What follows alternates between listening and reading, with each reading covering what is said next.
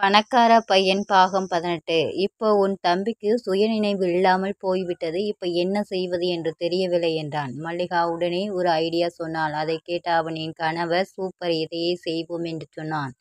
மறுநாள் காலையில் அனைத்து செய்தித்தாள்களிலும் பிரபல தொழிலதிபர் சங்கர் விபத்தில் மரணம் அடைந்தார் என்ற செய்தி காற்றை விட வேகமாக பரவியது. இந்த செய்தி ரேணுகா கண்ணிலும் சிக்கியது. அதை பார்த்தவள் கதறி கதறி அழுதாள். செல்விக்கு என்ன சொல்வது என்றே தெரியவில்லை. கடவுளே, என் வாழ்க்கையை தான் இப்படி பண்ணிவிட்டாய். நான் வளர்த்த பொண்ணு வாழ்க்கையும் இப்படி பாதியிலேயே போயிடுச்சே. நான் இப்போ என்ன செய்வேன் இறைவா என்று அழுதாள் செல்வி. இவர்களின் அழுகுரல் கேட்டு குழந்தையும் அழுதது. மல்லிகா சங்கர் உடல் அடக்கம் பண்ணுவதற்கு எல்லா ஏற்பாடுகளும் செய்தாள். சங்கர் முகம் விபத்தில் அடையாளம் தெரியாத வண்ணம் சிதைந்து இருந்தது. அதை பயன்படுத்தி மல்லிகா ஒரு அனாதை பிணத்தை ரெடி பண்ணி எல்லாரையும் நம்ப வைத்து விட்டார். சங்கரை ஹாஸ்பிட்டலில் இருந்து ஒரு ரகசிய அறையில் வைத்து சிகிச்சை அளித்து வந்தனர். சங்கர் உயிரோடு இருப்பது யாருக்கும் தெரியாமல் காத்து கொண்டனர். சங்கர் உடலை அடக்கம் பண்ண பணக்காரர்கள் அனைவரும் வந்து இருந்தனர். மல்லிகா எல்லாரையும் நம்ப வைக்க அழுது நாடகம் போட்டாள். அவள் அழுத அழுகையை பார்த்த அனைவரும் இப்படியும் ஒரு சகோதரியா என்று ஆச்சரியமாக பார்த்து மனம் வருந்தினார்கள். இறுதி காரியம் அனைத்தும் செய்து முடிக்கப்பட்டது. ரேணுகா சாப்பிடாமல் கொள்ளாமல் கிடந்தாள். குழந்தை பசிக்காக அழுதாள்.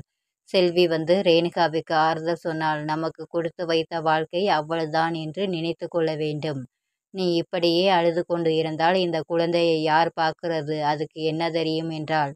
ரேணுகா, உன் கழுத்தில் உள்ள தாலியை கழட்டி கொடு என்றாள். இல்லையாக்கா, வேண்டாம், அது என் கழுத்தில் இருக்கட்டும். அவர் என் கூடவே இருக்க மாதிரி ஒரு ஃபீல் எனக்கு இருக்கும். அதனால அது என் கழுத்தில் இருக்கட்டும் என்றாள். அதற்கு மேல் செல்வி ஒன்றும் சொல்லவில்லை. அதன் பிறகு ரேணுகா தன் குழந்தையை நல்ல முறையில் வளர்க்க வேண்டும் என்று நினைத்தாள். அதுதான் நம் காதலுக்கு நாம் செய்யும் ஒரு மரியாதை என்று நினைத்தாள். சங்கர் மரணத்தை கேள்விப்பட்ட வக்கீல் சங்கர் வீட்டுக்கு வந்தார். உடனே மல்லிகா வக்கீலை ஓடி ஓடி வரவேற்றார். உங்களை 2 நாட்களாக தேடி பார்த்தோம். ஊரில் இல்லை போல என்றாள். ஆமாம் மேடம், நான் வெளியூர் போயிருந்தேன். இப்போதான் வந்தேன். கேள்விப்பட்டதும் இங்கேதான் வாரேன் என்றான். வந்தது நல்லதா போச்சு. சொத்து எல்லாத்தையும் மாற்றி எழுத வேண்டும் என்றாள் மல்லிகா. வக்கீல் உடனே சங்கர் மனைவி இல்லையா என்றான். அவ ஓடி போய்விட்டாள். அவளை எதற்காக தேடுறீங்க என்றாள் மல்லிகா. இல்லை மேடம், சார் ஒரு வாரத்துக்கு முன்னாடி வந்து ஒரு உயில் எழுத சொன்னாங்க. அந்த உயில் இந்தா இருக்கு. மல்லிகாவிற்கு தன் தம்பி உயில் எழுதி வைத்திருப்பதை கேள்விப்பட்டு அதிர்ந்து போய் நின்றார்கள் கணவன் மனைவி இருவரும். இந்த உயிலில் என்ன எழுதி வைத்திருக்கிறார் எங்க தம்பி என்றாள் மல்லிகா. இந்த சொத்து அனைத்தும் அவர் மகள் பெயரில் எழுதி வைத்து உள்ளார். கார்டியனாக ரேணுகாவை போட்டிருக்கார் என்றதும் அவர்கள் இருவருக்கும் என்ன செய்வது என்று புரியவில்லை. அனு மட்டும்தான் இந்த சொத்து எல்லாம் விற்க முடியும். இல்லையென்றால் வேற யாராலும் விற்க முடியாது. அனுவுக்கு 20 வயது ஆகினால் மட்டும்தான் அவளாலும் விற்க முடியும் என்றார். இதையெல்லாம் கேட்டதும் அவர்கள் இருவருக்கும் சங்கர் மீது கோபம் வந்தது. அதுவரை அந்த சொத்தை எல்லாம் நாம் அனுபவித்துக் கொள்ளலாம், வேறு ஒன்றும் செய்ய முடியாது என்று நினைத்து கொண்டார்கள். அதிலிருந்து மீண்டும் ரேணுகாவை தேடத் துவங்கினர். ரேணுகா செல்வி வீட்டில் இருந்தாள்.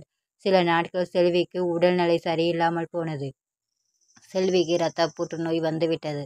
அதனால் அவள் படுத்த படுக்கையாக கிடந்தாள். ரேணுகா தான் அவளை கவனித்து கொண்டாள். அந்த பகுதியில் உள்ள ஆண்கள் கண்ணில் ரேணுகா பட்டாள். அவர்கள் அனைவரும் ரேணுகாவை வன்மத்தோடு பார்த்து கொண்டிருந்தார்கள். செல்வி இதுவரை ரேணுகாவுக்கு பாதுகாப்பாக இருந்தாள். செல்வியின் உடல்நிலை மிகவும் மோசமாகி ஒரு நாள் ரேணுகாவை விட்டு பிரிந்து சென்றாள்.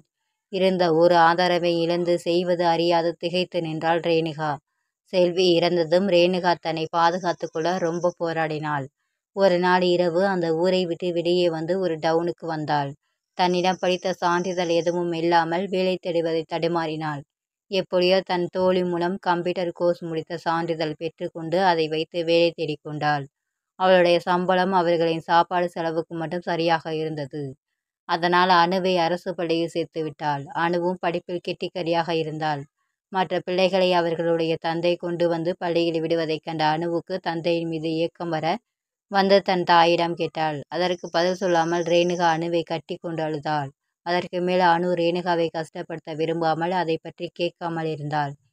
ரேணுகா தினம் தன் கணவனை நினைத்து வருந்தினாள். நீங்கள் இல்லாமல் நம்ம பிள்ளை அரசு பள்ளியில் படிக்கிறாள். நீங்கள் இருந்திருந்தால் அணுவை எப்படியெல்லாம் வளர்த்திருப்பீங்க. இப்போ என்னால் முடிந்ததை நான் செய்து கொடுக்கிறேன் என்று நினைத்து மனதுக்குள் அழுதாள் ரேணுகா. ரேணுகா ஒரு பிள்ளைக்கு அம்மா ஆனாலும் அவள் அழகு மட்டும் புரியவில்லை. அனு பள்ளி படிப்பை முடித்து கல்லூரியில் சேர்ந்தாள். எப்போதும் சிரித்த முகத்துடன் இருக்கும் அனு எல்லாரிடமும் எளிதில் பழகிவிடுவாள். அனு கல்லூரி படிப்பை முடித்துவிட்டாள். இனிமேல் வேலைக்கு போய் சம்பாதிக்க வேண்டும். அம்மாவை நன்றாக கவனித்து கொள்ள வேண்டும் என்று நினைத்த அனுவுக்கு தெரியவில்லை, நாம் யாரும் இல்லாத அனாதையாக போவதை. ரேணுகாவும் அனுவும் மார்க்கெட் போனார்கள். அனுவுக்கு தேவையான பொருட்கள் எல்லாம் வாங்குவதற்காக. அப்போது அங்கு 2 ஜோடி கண்கள் அவர்களை விடாமல் பார்த்து கொண்டிருந்தது. அதை இவர்கள் கவனிக்கவில்லை. எல்லா பொருட்களையும் வாங்கி கொண்டு வீடு வந்து சேர்ந்தார்கள். சிறிது நேரம் கழித்து காலிங் பெல் அடிக்க ரேணுகா போய் கதவை திறந்தாள். அங்கு நல்ல வாட்டச்சட்டமாக ஒரு இளைஞன் நின்று கொண்டிருந்தான். அவனை யார் என்று புரியாமல் பார்த்த ரேணுகா சிறிது நேரத்தில் அடையாளம் கண்டு கொண்டாள். பிரபு கண்ணா, வாடா உள்ளே. நல்லா இருக்கியா? உன்னை பார்த்து எவ்வளவு நாள் ஆகிவிட்டது என்றாள். ரேணுகா மட்டும் பேசிக்கொண்டே இருந்தாள். பிரபு எதுவும் பேசாமல் அமைதியாக இருந்தான். அதற்கு காரணம் மல்லிகா தான். தன் மகனிடம், உன்னுடைய அத்தை தான் எங்களை கொல்ல வந்தாள்.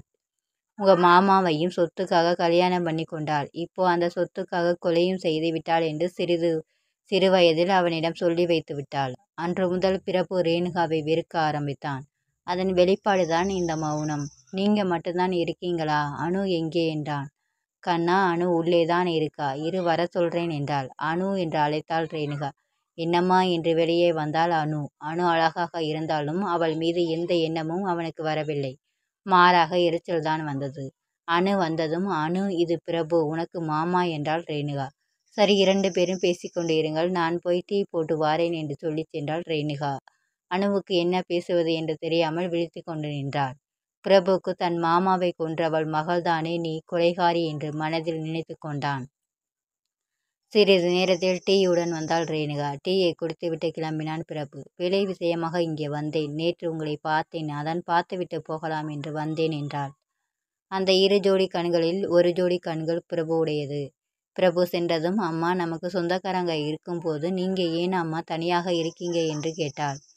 இதற்கு மேல் எதுவும் சொல்லாமல் இருக்கக்கூடாது என்று நினைத்த ரேணுகா, உனக்கு சொந்தக்காரங்க இருக்காங்க என்று தன் வாழ்க்கையில் நடந்த அனைத்தையும் தன் மகளிடம் சொல்லி முடித்தவள் கதறி அழுதாள். அழாதீங்க அம்மா என்றாள் அனு. அனு, நீ எல்லார்கிட்டையும் கவனமாக இருக்க வேண்டும். உன்னை தேடி வருவாங்க என்றாள். ஆனால் பிரபு மட்டும் நல்லவன் என்றாள். அனு, நான் உன் கூட இருக்கும்போதே ஒரு நல்லவன் கையில் உன்னை பிடித்து கொடுத்து விட்டால் நான் நிம்மதியாக போய் சேருவேன் என்றாள். ஏனம்மா அப்படி சொல்றீங்க? என் வாழ்நாள் முழுவதும் நீங்க என் கூட இருப்பீங்க என்றாள் அனு. தன் அம்மாவின் வாழ்வில் நடந்த அனைத்தையும் எண்ணி வருந்திய அனு அம்மாவை பத்திரமாக பார்த்து கொள்ள வேண்டும் என்று நினைத்தாள்.